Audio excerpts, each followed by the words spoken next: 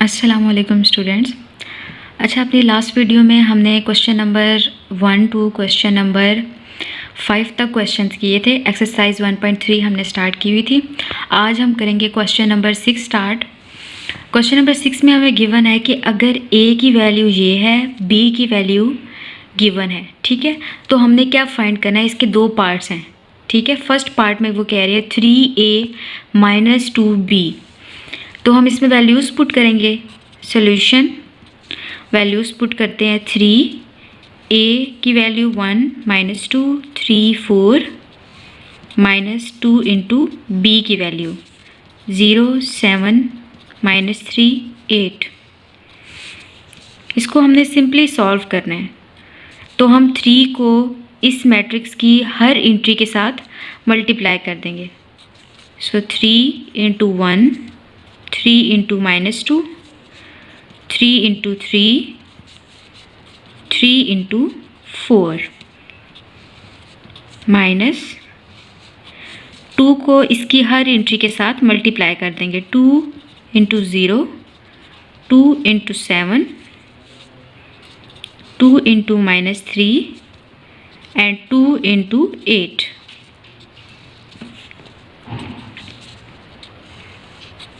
So 3 1s are 3, 3 - 2 -6, 3 3 9, 4 3 12 minus ये हो जाएगा 0 7 2 14 3 2 6 और साइन आ जाएगा माइनस का 8 2 16। अब एंड में हम इसको कर देंगे subtract. 3 - 0 -6 -14 9 minus into minus of 6 and 12 minus 16. So 3 - 0 3 आ जाएगा, -6 and -14। तो ये दोनों जो हैं ये ऐड हो रहे हैं, ये भी माइनस का है और ये भी माइनस का है। सो 14 और 6 हो जाएंगे 20 और साइन इनके साथ आ जाएगा माइनस का। उसके बाद ये हो जाएगा 9 माइनस माइनस प्लस 6 और ये हो जाएगा सब्ट्रैक्ट, यानी कि 12 - 16 है तो हमारे पास आ जाएगा 4 और साइन यहाँ पे आ जाएगा माइनस का। जो ग्रेटर वैल्यू के साथ साइन होता है वही हम यहाँ पे यूज़ करते हैं, ठीक है। और एंड में हमारे पास मैट्रिक्स आ जाएगी 3 - 20 9 और 16, ये 9 और 6 15 -4। सो ये हमारी फाइनल मैट्रिक्स है और ये हमारे पास उन्होंने फाइंड आउट करने का कहा हुआ था। सो स्टूडेंट्स, ये हमारे पास है क्वेश्चन नंबर 2। क्वेश्चन नंबर 6 का सेकंड पार्ट है ये बेसिकली। इसमें उन्होंने हमें कहा है कि फाइंड करें 2a ट्रांसपोज -3b ट्रांसपोज। तो सबसे पहले अगर ये क्वेश्चन आता है तो हम सबसे पहले, हमारे पास तो गिवन a की वैल्यू है, a मैट्रिक्स है, a ट्रांसपोज तो हमारे पास नहीं है, ना ही हमारे पास b ट्रांसपोज है। तो सबसे पहले हम a ट्रांसपोज निकालेंगे, उसके बाद हम b ट्रांसपोज निकालेंगे, उसके बाद हम इसको इक्वेशन में पुट करेंगे। तो a और b की ये वैल्यूज़ हैं, हम इनके ट्रांसपोज निकाल लेते हैं। a ट्रांसपोज बेसिकली क्या होता है कि हम रोज़ को कॉलम्स में या कॉलम्स को रोज़ में चेंज करते हैं। सो रो है 1 - 2, इसको कॉलम में चेंज किया 1 - 2 3 4 3 और 4, ये हो गया इसका ट्रांसपोज।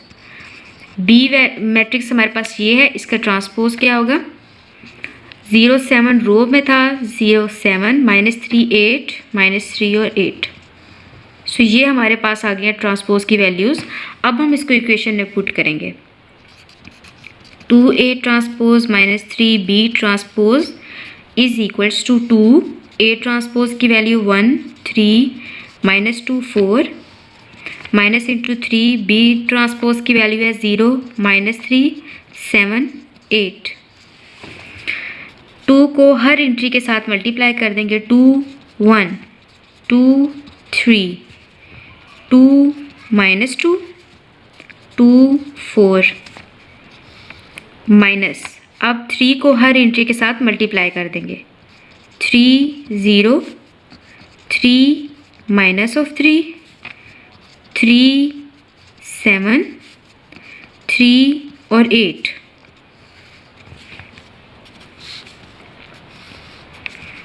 2, ये 3 2 6, 2 2 4, साइन आ जाएगा माइनस का, 4 2 8 माइनस इंटू 0, 3 3 9, साइन माइनस का, 7 3 21 और 8 और 3 24 इक्वल्स टू, अब हम इनको कर देंगे subtract, 2 minus 0, 6 minus into minus of 9, minus 4 minus 21, 8 minus 24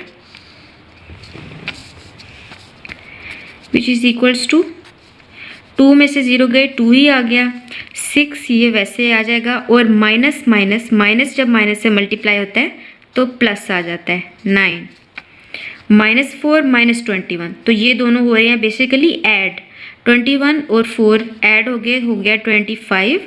अब साइन जब हम देखेंगे ना एडिशन और सब्ट्रैक्शन में, तब हम देखते हैं कि ग्रेटर वैल्यू के साथ कौन सा साइन है, तो 21 के साथ माइनस का है, माइनस आ जाएगा यहाँ पे, 8 माइनस 24, तो 24 में से 8 को माइनस करेंगे, हमारे पास आ जाएगा 16, और साइन हम देखेंगे ग्रेटर वैल्यू के साथ कौन सा है, माइनस, इक्वल्स टू 2, ये आ जाएगा हमारे पास 15, ये आ जाएगा माइनस 25 और ये हो जाएगा माइनस 16। तो ये हमारे पास आ गया फाइनल आंसर इस गिवन क्वेश्चन का। Okay students, coming towards question number 7, जिसमें हमारे पास गिवन है कि if 2 into 2 4 minus 3a plus 3 into 1 b 8 minus 4 equals to 7 10 18 और 1, ये हमारे पास गिवन कंडीशन दे दी गई है और हमें कहा है कि हमने फाइंड करनी है a और b की वैल्यूज़।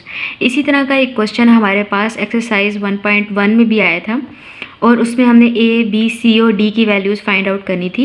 इक्वल मैट्रिसेस के क्राइटेरिया को यूज़ करके हमने उसमें से a, b, c और d की वैल्यूज़ को फाइंड आउट किया था। यहाँ पर भी हम जब इसको सिंप्लीफाई कर देंगे उसके बाद हम इक्वल मैट्रिसेस का क्राइटेरिया यूज़ करके कॉरेस्पॉन्डिंग एंट्रीज़ को आपस में कंपेयर करेंगे और उसमें से उन इक्वेशंस में से हम a और b की वैल्यूज़ को फाइंड आउट करेंगे। सो यहाँ मैं लिख लेती हूँ equation 2 into 2 4 minus 3a 3 into 1 b 8 minus 4 equals to 7 10 18 और 1। सो सबसे पहले हम इसको सिंप्लीफाई कर लेते हैं। 2 को हर एंट्री के साथ मल्टीप्लाई करेंगे तो ये हो जाएगा 2 into 2 2 into 4 2 into minus 3 2 into a plus 3 को हर एंट्री के साथ मल्टीप्लाई करेंगे 3 into 1 3 into b 3 into 8 and 3 into minus of 4 equals to किसके हैं 7 10 18 और 1। 2 2 4 4 2 8 3 2 6 और ये माइनस, उसके बाद ये 2 और a है, a की वैल्यू हमें नहीं पता तो हम a को वैसे का वैसे लिख देंगे और साथ 2 को लिख देंगे क्योंकि हमें पता ही नहीं है जब ये वैल्यू क्या है तो हम कैसे मल्टीप्लाई करेंगे। प्लस 3, इसी तरह यहाँ पर भी 3 वैसे का वैसे आ जाएगा और b आ जाएगा 8 3 24 4 3 12, यहाँ पे आ जाएगा साइन माइनस का इक्वल्स टू 7 10 18 1। सो अब हम इनको ऐड कर लेते हैं 4 plus 3 8 plus 3b minus 6 plus 24 2a minus of 12 equals to 7 10 18 और 1। अभी ये मज़ीद सिंप्लीफाई हो सकते हैं, ये हो जाएगा 7, ये हो जाएगा हमारे पास 8 प्लस 3b, ये ऐड नहीं हो सकते हम क्योंकि हमें b की वैल्यू नहीं पता। उसके बाद और वैसे भी वेरिएबल्स और constants, constants means numbers 1 2 up to 100 जितने भी नंबर्स होते हैं उनको हम मैथ में कॉन्स्टेंट्स कहते हैं और ये जो A B C D X Y Z ये जो यूज़ होते हैं, इनको हम मैथ में वेरिएबल्स कहते हैं। तो कॉन्स्टेंट्स और वेरिएबल्स कभी भी आपस में ऐड नहीं हो सकते।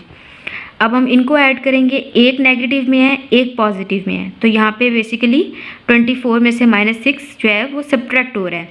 तो हमारे पास क्या आ जाएगा, 18 तो आ जाएगा, और साइन पॉजिटिव होगा क्योंकि 24 के साथ पॉजिटिव का साइन है।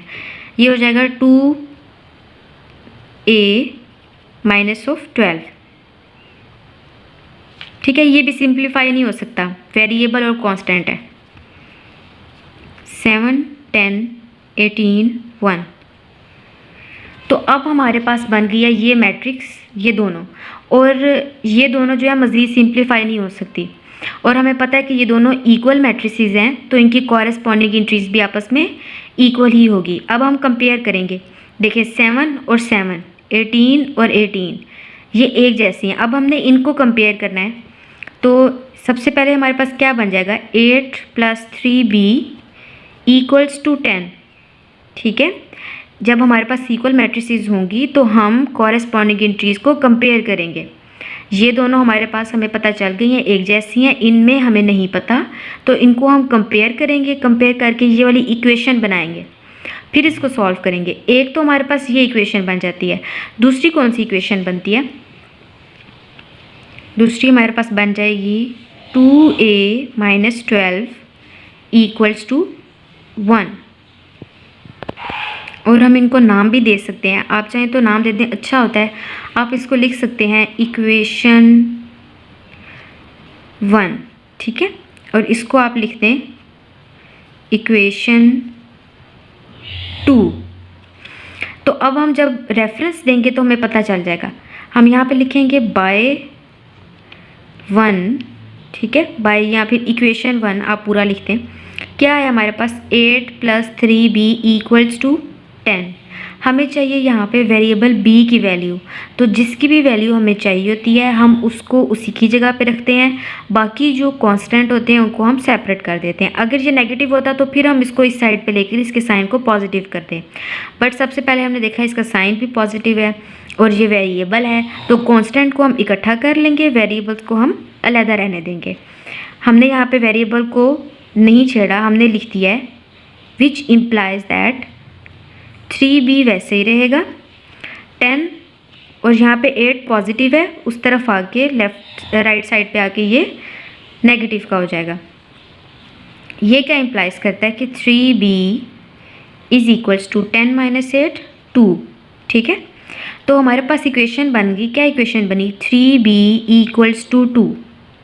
हमें पता है मैथ में जो चीज़ एक साइड पे मल्टीप्लाई हो रही होती है वो दूसरी साइड पे जाकर डिवाइड हो जाती है। तो हमें सिर्फ b की वैल्यू चाहिए, हमें 3b की वैल्यू नहीं चाहिए। b को हमने आहिस्ता आहिस्ता करके इसको अलहदा करते जाना है। देखिए पहले इसके साथ कोई वैल्यू ऐड हो रही थी, उसको भी हमने अलहदा कर लिया।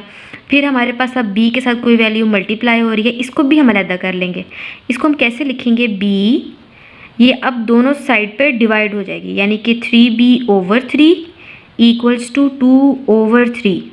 ठीक है, और हमारे पास एंड में क्या वैल्यू आ जाएगी, इम्प्लाइज दैट b, ये दोनों एक दूसरे से कैंसिल हो गए, सेम वैल्यूज़ हैं तो ये कैंसिल हो गई, और b की वैल्यू हमारे पास आ गई 2/3। सो b की वैल्यू हमारे पास, इक्वेशन नंबर 1 को हमने यूज़ किया तो हमारे पास आ गई है b की वैल्यू। अब हम निकालेंगे a की वैल्यू। सो इक्वेशन नंबर 2 मैंने लिख लिया, हमारे पास थी इक्वेशन नंबर 2 2a - 12 = 1। इसको हम कैसे सॉल्व करेंगे, उसी तरह से ही सबसे पहले कांस्टेंट को सेपरेट कर देंगे। 2a = 1, माइनस का है, उस तरफ जाके ये हो जाएगा प्लस का। उसके बाद क्या आ जाएगा, 2a = 12 + 1 13। अब हमारे पास हमें सिर्फ a की वैल्यू चाहिए, ये 2a है तो हम दोनों साइड पे 2 से डिवाइड कर देंगे, ये हो गई कैंसिल। a की वैल्यू हमारे पास आ गई 13/2।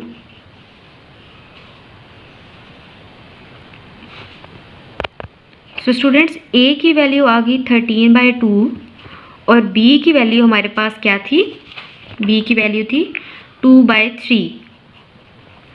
ये दोनों वैल्यूज़ हमारे पास आ गई हैं। हमने तो फार्मूलाज को यूज़ करके ये वैल्यूज़ निकाल ली हैं।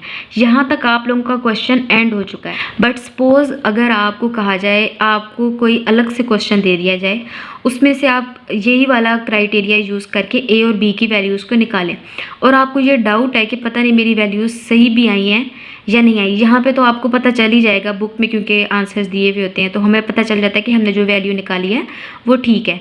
बट अगर आपको कोई अननोन मैट्रिक्स दे दी जाए या अननोन इक्वेशन दे दी जाए, उसको आपने सॉल्व करना है, ए और बी के आपके आंसर्स आपने निकाल लिए हैं, तो अब आप चेक करना चाहते हैं कि मेरे आंसर्स ठीक हैं या नहीं हैं, तो आप क्या करेंगे, आपको जो इक्वेशन दी हुई है क्वेश्चन में, उसमें आपने सिंपली ए और बी की वैल्यूज़ को पुट कर देना है।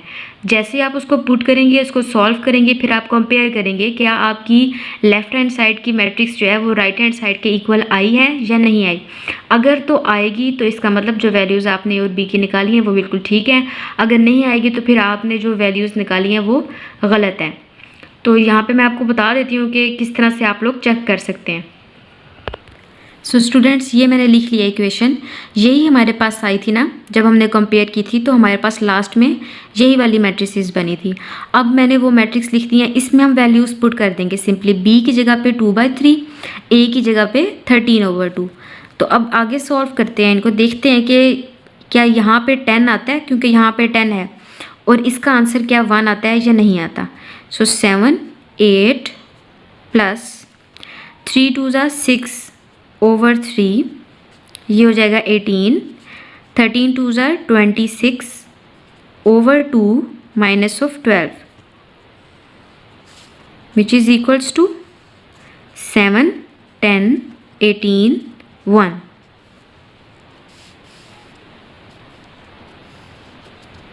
सो 7, यहाँ पे लेंगे हम एलसीएम। एलसीएम में हम क्या करते हैं, नीचे जो वैल्यूज़ होती हैं उनका हम एलसीएम लेते हैं। तो इसका एलसीएम आ जाएगा 3, उसके बाद 3 इससे मल्टीप्लाई होगा।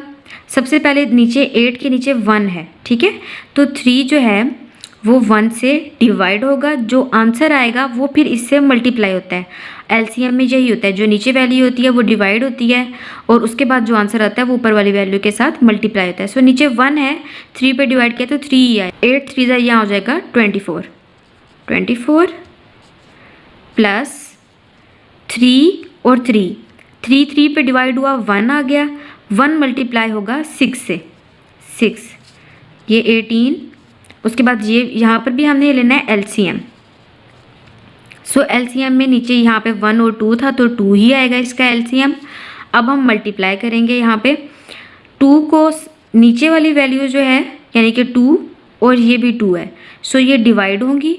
2 पे डिवाइड हुआ 1 आ गया, 26 1 26 ही आ गया, माइनस 12 के नीचे 1 है, 1 डिवाइड होगा 2 पे तो 2 ही आ जाएगा, और 12 2 24,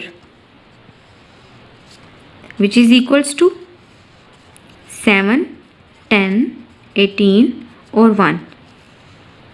ओके, अब हम देख लेते हैं, ये हो जाएगा 7, 24 प्लस 6 ये हो जाएगा 30/3, 18, 26 minus 24 2/2, which is equals to 7, 10, 18 और 1, और एंड में आ जाएगी हमारे पास 7। जब 30 डिवाइड हुआ 3 पे तो हमारे पास आ गया 10, यहाँ पे आ जाएगा 18, 2 divided by 2 1, which is equals to 7, 10, 18 और 1। सो स्टूडेंट्स, कंपेयर करें तो हमारे आंसर बिल्कुल सेम आए हैं। इसका मतलब जो वैल्यूज़ हमने ए और बी की निकाली थी वो बिल्कुल ठीक है। ये जो मैंने चेक वाला यहाँ पे किया है ना पार्ट, ये जस्ट आप लोगों के कॉन्सेप्ट के लिए है कि अगर आपको कोई अननोन मैट्रिक्स दे दी गई है और वो आपने सॉल्व करनी है, तो उसके लिए आप इस तरह से चेक कर सकते हैं कि जो वैल्यूज़ हमने ए और बी की निकाली हैं वो ठीक भी हैं या नहीं है। वरना तो क्वेश्चन ए और बी की वैल्यूज़ जब निकली थी यहाँ पर ही एंड हो जाता है हमारा। नेक्स्ट क्वेश्चन है हमारे पास क्वेश्चन नंबर 8, जिसमें उन्होंने कहा है कि if A is equals to given matrix, B is equals to given matrix, then हमने वेरीफाई करना है। क्या वेरीफाई करना है? हमारे पास 6 क्वेश्चन हैं इसको लेकर के। फर्स्ट क्वेश्चन है ए प्लस बी होल का transpose equals to A transpose plus B transpose क्या होता है या नहीं होता। यानी पहले हम लेफ्ट हैंड साइड को सॉल्व करेंगे, फिर हम राइट हैंड साइड को सॉल्व करेंगे और फिर हम वेरीफाई करेंगे कि दोनों साइड्स क्या इक्वल हैं या नहीं है। वैल्यूज़ को पुट करके हम वेरीफाई करेंगे। सबसे पहले हमारे पास आ जाती है लेफ्ट हैंड साइड। आप लोगों ने इसका जो रेफरेंस है ना वो ज़रूर देना है। इस तरह से हमें पता चल जाता है कि पहले हम लेफ्ट हैंड साइड सॉल्व कर रहे हैं, उसका आंसर आया, उसके बाद राइट हैंड साइड है और उसका आंसर आएगा। तो लेफ्ट हैंड साइड पे क्या है हमारे पास? ए प्लस बी होल का ट्रांसपोज है, ये हमने फाइंड आउट करना है। ठीक है ना, लेफ्ट हैंड साइड पे ये हमने फाइंड आउट करना है। हम पहले लिख देते हैं ए प्लस बी। ठीक है, सबसे पहले ऐड कर लेते हैं 1 2 0 1। थोड़ा क्विकली करूँगी क्योंकि ऑलरेडी हम इस तरह के क्वेश्चन कर चुके हैं।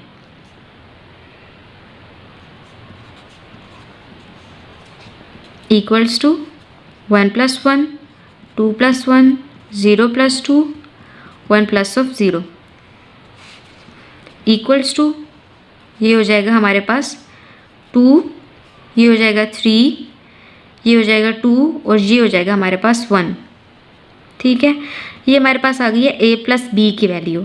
अब a प्लस बी होल का ट्रांसपोज किसके इक्वल होगा? यानी इस मैट्रिक्स का हम ले लेंगे ट्रांसपोज। ठीक है, तो इसका क्या आंसर आ जाएगा?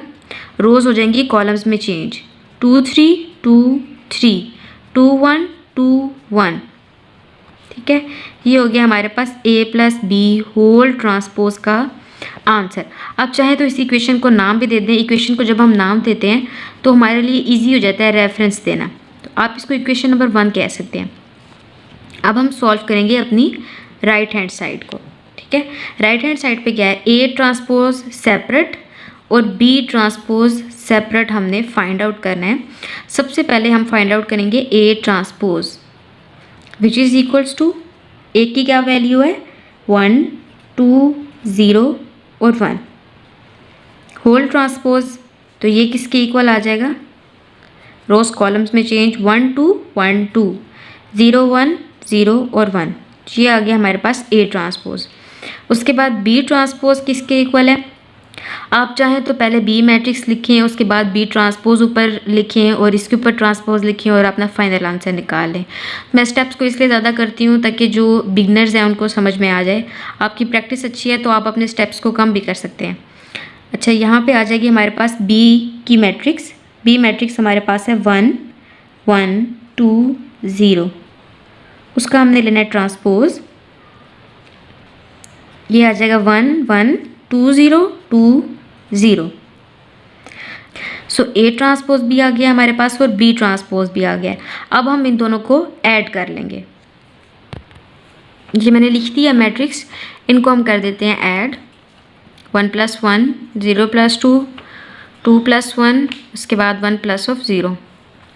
सो फाइनल आंसर हमारे पास क्या आ गया? 2 2 3 1। ये हमारे पास बन जाएगी इक्वेशन नंबर 2। ठीक है, इक्वेशन नंबर 2। अगर हम कंपेयर करें अपनी इक्वेशन नंबर 2 को और इक्वेशन नंबर 1 को, इक्वेशन नंबर 1 में क्या गिवन था?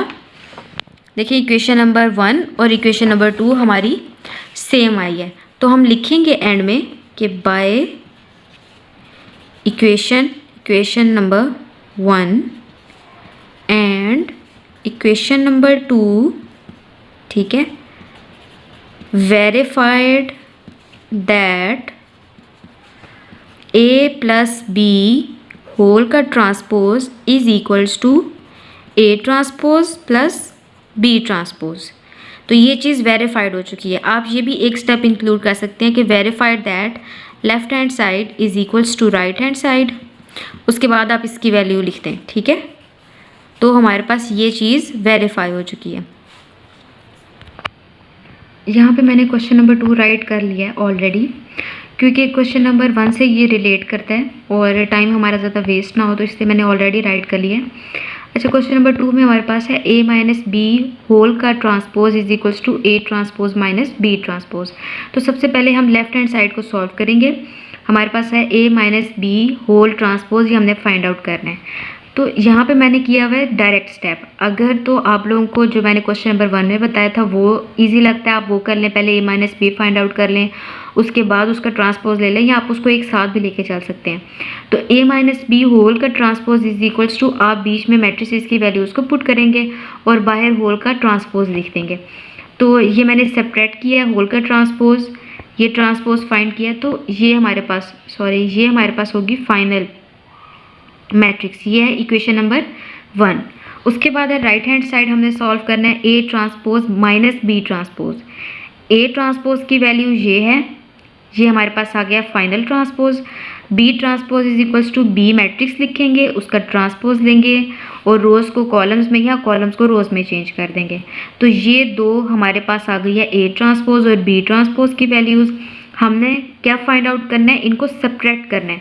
तो A transpose minus B transpose find out करेंगे, ए ट्रांसपोज की वैल्यू माइनस बी ट्रांसपोज की वैल्यू, इन दोनों को सब्ट्रैक्ट करेंगे और ये हमारा आ गया है फाइनल आंसर। इसको हम कह देते हैं इक्वेशन नंबर 2। अब हम कंपेयर करेंगे कि by equation number 1 and equation number 2 verified that left hand side is equals to right hand side. यानी कि जो उन्होंने हमसे पूछा हुआ था कि a माइनस बी होल का transpose is equals to a transpose minus B transpose. तो ये हमने कर दिया है प्रूफ, वेरीफाइड कर दिया है हमने। a ट्रांसपोज और b ट्रांसपोज का आंसर सेम आया हमारे पास। सो नेक्स्ट क्वेश्चन है अब हमारे पास कि हमने फाइंड करना है a plus A transpose is symmetric. ये हमारे पास क्वेश्चन है कि क्या a प्लस ए ट्रांसपोज हमारे पास सिमेट्रिक है या नहीं है। तो बेसिकली सिमेट्रिक और स्क्यू सिमेट्रिक मैट्रिसेस के बारे में हमने पढ़ा था। अगर आपको इसका कॉन्सेप्ट क्लियर नहीं है तो आप उस वीडियो को देखकर, जिसमें मैंने सिमेट्रिक और स्क्यू सिमेट्रिक के बारे में बताया हुआ है, तो आप अपना कॉन्सेप्ट जो है वो क्लियर कर सकते हैं। यहाँ पर भी मैं बताती हूँ कि सिमेट्रिक मैट्रिक्स में हमने बेसिकली पढ़ा गया था। सिमेट्रिक मैट्रिक्स हमें ये कहती है कि अगर आपके पास कोई भी मैट्रिक्स है और उसका आप ट्रांसपोज लें और आपके पास सेम वही मैट्रिक्स आ जाए, यानी रोज़ को आपने कॉलम्स में चेंज किया है या कॉलम्स को रोज़ में चेंज किया है, तो उस मैट्रिक्स को कोई फ़र्क नहीं पड़ा, उसके ट्रांसपोज की वैल्यू में कोई फ़र्क नहीं पड़ा, जो ट्रांसपोज से पहले थी वैल्यू वही बाद में है, तो उस मैट्रिक्स को हम कहेंगे कि वो हमारे पास सिमेट्रिक मैट्रिक्स है। यानी ए कोई भी मैट्रिक्स है, उसका हमने लिया एक अलग से ए कोई भी मैट्रिक्स है, ठीक है, और जब हम ए का ट्रांसपोज लेते हैं तो हमारे पास कोई भी मैट्रिक्स आती है, तो इसका आंसर और इसका आंसर बिल्कुल सेम आता है। यानी A is equals to A transpose. ये हमने बेसिकली पढ़ा था सिमेट्रिक मैट्रिक्स में कि A matrix A transpose matrix बिल्कुल सेम होंगे। तो हम इस क्वेश्चन में क्या करेंगे, जो कंडीशन उन्होंने हमसे पूछी हुई है हम उसको फुलफ़िल करेंगे। ए की वैल्यू और ए के ट्रांसपोज की वैल्यू को ऐड करेंगे, जो आंसर आएगा सिंपली हम उसका ट्रांसपोज लेंगे एंड में और चेक करेंगे कि क्या वो मैट्रिक्स सिमेट्रिक है या नहीं है। तो ए हमारे पास क्या मैट्रिक्स थी, 1 2 0 और 1। ए का हमने लिया ट्रांसपोज, तो वो किसके इक्वल आ गई है, 1 2 0 1 होल मैट्रिक्स का लेंगे ट्रांसपोज, तो वो इक्वल्स टू आ जाएगी, रोज़ को चेंज कर दें कॉलम्स में, 1 2 0 1। ये हमारे पास आ गया फाइनल आंसर। हमने क्या फाइंड करना है, A plus A transpose means A matrix 1 2 0 1 और उसमें ऐड करेंगे बी मैट्रिक्स, ए ट्रांसपोज की मैट्रिक्स 1 0 2 और 1। जब हमने ऐड किया 1 + 1 2 + 0 0 + 2, उसके बाद 1 + 1। सो फाइनल आंसर हमारे पास क्या आया, 2 2 2 और 2। ये हमारे पास आ गई है matrix A plus A transpose. ठीक है, हमने क्या फाइंड आउट करना है, नाउ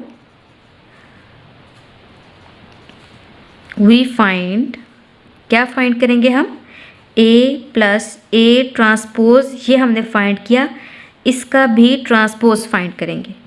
यानी कि 2 2 2 और 2 ये वाली मैट्रिक्स आई थी, इसका ट्रांसपोज फाइंड किया, तो क्या आती है वैल्यू, 2 2 2 2।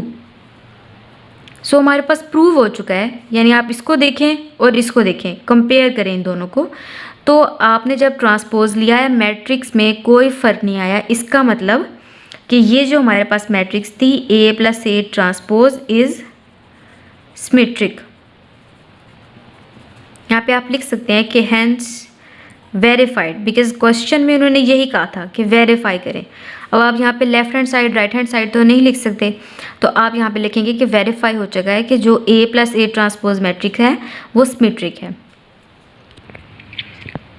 नीचे बेशक आप ये बात लिख भी दें कि A+A transpose is equals to A+A transpose whole transpose, ठीक है, क्योंकि बेसिकली हमने प्रूफ तो यही चीज़ ही करनी थी।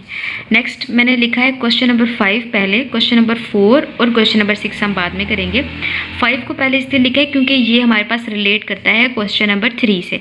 उसमें हमने A+A ट्रांसपोज को सिमेट्रिक प्रूफ करना था, यहाँ पे हमने B+B ट्रांसपोज मैट्रिक्स को सिमेट्रिक प्रूफ करना है। सो बी मैट्रिक्स गिवन है, बी का ट्रांसपोज हमने फाइंड आउट किया, इन दोनों को हम ऐड करेंगे सेम वैसे जैसे हमने क्वेश्चन नंबर 3 में किया। इसको ऐड करेंगे, हमारे पास आ गया है ये फाइनल आंसर, जिसको मैंने इक्वेशन नंबर 1 का नाम दे दिया। अब हम कहेंगे कि नाउ वी फाइंड, अब हमने इसका ट्रांसपोज फाइंड आउट करना है। जैसे ही हमने इसका ट्रांसपोज फाइंड आउट किया तो हमारे पास ये वाली इक्वेशन आई जिसमें हमारे पास ये मैट्रिक्स बनती है। अब हम अगर कंपेयर करें दोनों को तो दोनों के आंसर सेम है, यानी जो भी हमने मैट्रिक्स फाइंड आउट की थी जब हमने उसका ट्रांसपोज लिया तो हमारे पास वही मैट्रिक्स आ गई। इसका मतलब ये चीज़ वेरीफाई हो चुकी है कि B+B ट्रांसपोज हमारे पास सिमेट्रिक मैट्रिक्स है, क्योंकि जब हमने उसका ट्रांसपोज लिया हमारे पास वही मैट्रिक्स आ गई। लास्ट में आप ये चीज़ भी लिख सकते हैं कि B+B transpose is equals to B+B transpose whole transpose. Question number 4 हमारे पास गिवन है कि A-A transpose is skew symmetric. पिछले 2 क्वेश्चंस में हमने सिमेट्रिक को प्रूव किया था, अब हम प्रूव करेंगे कि ये जो मैट्रिक्स है ये स्क्यू सिमेट्रिक है या नहीं है। स्क्यू सिमेट्रिक मैट्रिक्स क्या होती है कि A का जब हम ट्रांसपोज ले तो वो हमारे पास इक्वल्स टू आती है -A। ये हमारे पास स्क्यू सिमेट्रिक मैट्रिक्स होती है। Supposed A is equals to some matrix. जब हमने उसका ट्रांसपोज लिया तो हमारे पास कोई और मैट्रिक्स आई, और ये मैट्रिक्स इनके अंदर इंट्रीज तो सेम है बिल्कुल, लेकिन साइन का फ़र्क है। जब हम इस मैट्रिक्स में से माइनस को कॉमन लेंगे तो हमारे पास एक न्यू मैट्रिक्स बनेगी।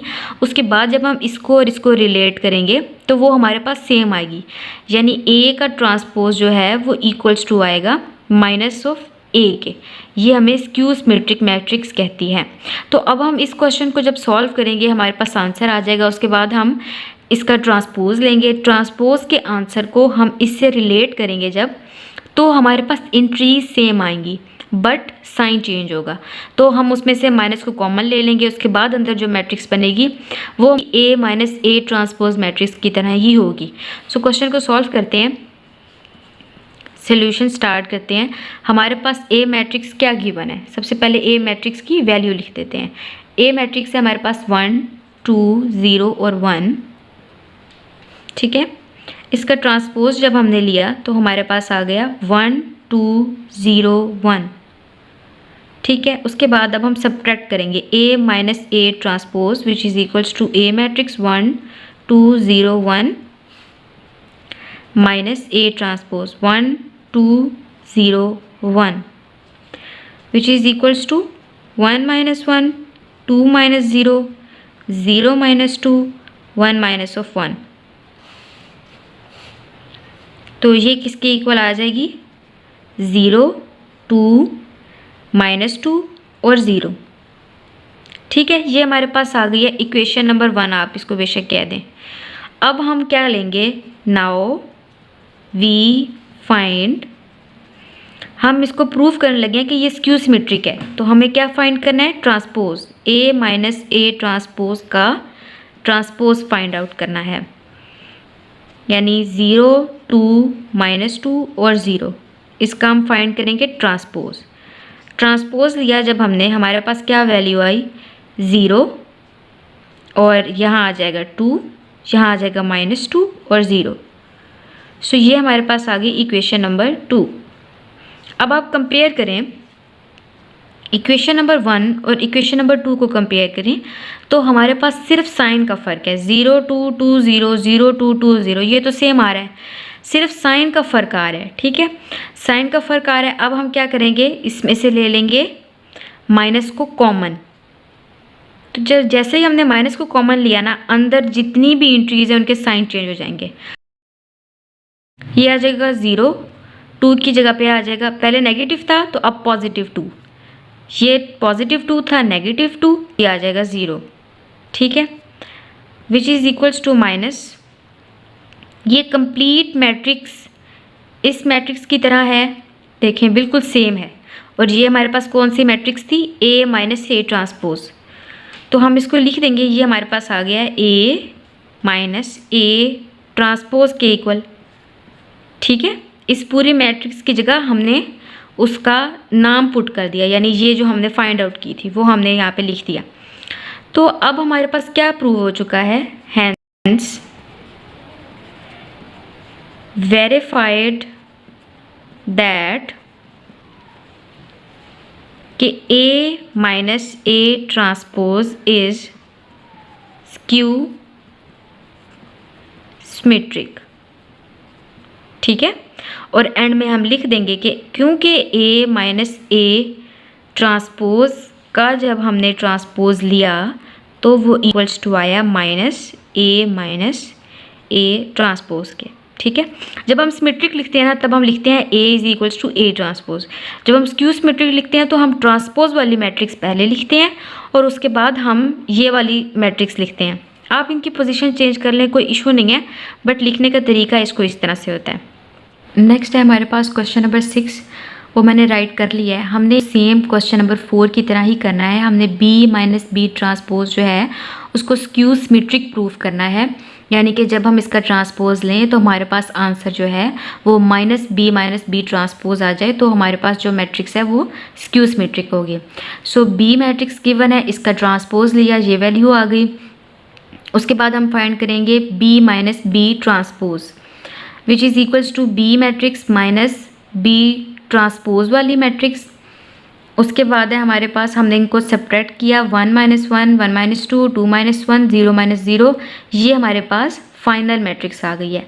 अब हमने क्या फाइंड आउट करना है, अब हमने जो मैट्रिक्स फाइंड आउट की है इसका ट्रांसपोज फाइंड आउट करना है। जब हमने इसका ट्रांसपोज लिया तो रोज़ को कॉलम्स में या फिर कॉलम्स को रोज़ में हम चेंज करेंगे तो हमारे पास ये वाली मैट्रिक्स आती है। ठीक है, जब हमने इसका ट्रांसपोज लिया ये वाली मैट्रिक्स आई। अब इस मैट्रिक्स को और इस मैट्रिक्स को आपस में कंपेयर करें तो हमारे पास दोनों हैं तो बिल्कुल सेम, साइन का फ़र्क आ जाता है।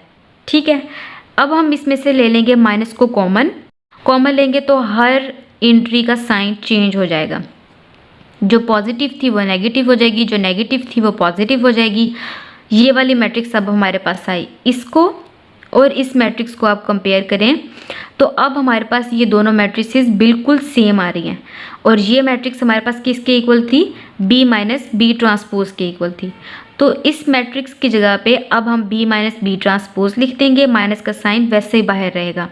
तो ये हमारे पास बन गई है इक्वेशन नंबर 2 और ये थी हमारे पास इक्वेशन नंबर 1। जब हमने इनको कंपेयर किया तो हमारे पास ये चीज़ वेरीफाई हो चुकी है कि B माइनस B ट्रांसपोज हमारे पास स्क्यू सिमेट्रिक है, क्योंकि जब हमने B माइनस B जो हमारे पास मैट्रिक्स निकली थी उसका जब हमने ट्रांसपोज लिया तो हमारे पास वो minus B minus B transpose के इक्वल आई है, जो कि स्क्यू सिमेट्रिक की कंडीशन को फुलफ़िल कर रही है। सो एंड में हमारे पास ये चीज़ वेरीफाई हो चुकी है। सो स्टूडेंट्स, यहाँ पे हमारे पास एक्सरसाइज 1.3 कंप्लीट होती है। नेक्स्ट वीडियो में हम मल्टीप्लिकेशन ऑफ मैट्रिसेस को डिटेल में पढ़ेंगे।